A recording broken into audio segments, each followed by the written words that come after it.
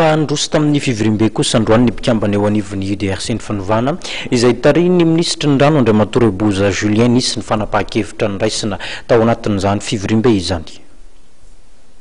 Notsim-paham-pikambana UDRC tsy ho filohan'ny vondrona politika intsony Andriamatory Lainiriky Jean araka ny fanapahan-kevitra izay niraisina androany teny amin'ny hôtel Colbert Antaninarenina. Midika fandikan-dalàna ary tsy fanaran'ny anjin'ny fahatelo amin'ny satan'ny UDRC no nataon'Andriamatory Lainiriky Jean nandray fanapahan-kevitra ny hirotsaka amin'ny fifidianana. Araka ny tatra nataon'Andriamatory Boza Julien noho ny fandikana lalàna nataony dia noheverina tony nanala ny tenany Andriamatory Lainiriky Jean.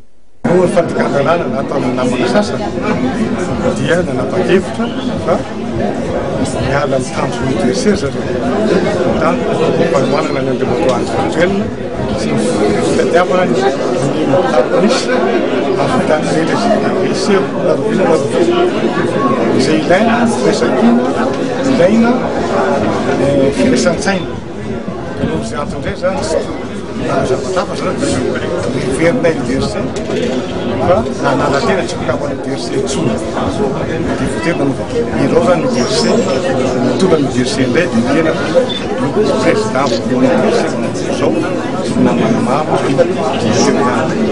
firesankina be ny tao atao voany ny akamoana UDRC samy garana hita fa ny vitsivitsy any sisany any sisy maharatsy an'izany fa miafatra ny firesankitsotro toy mbola tsy vita torona mbola tsy vita dia na firesankina zazavatra.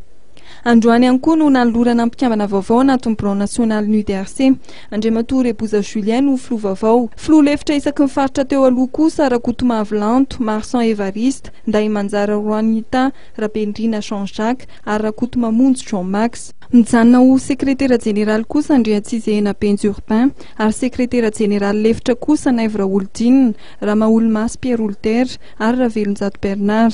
Araka ny tatitra hatrany dia ny solotenany antoko 520 ao anatin'ny UDRC no niaran'Andry Anjara ny fanapahan-kevitra androany.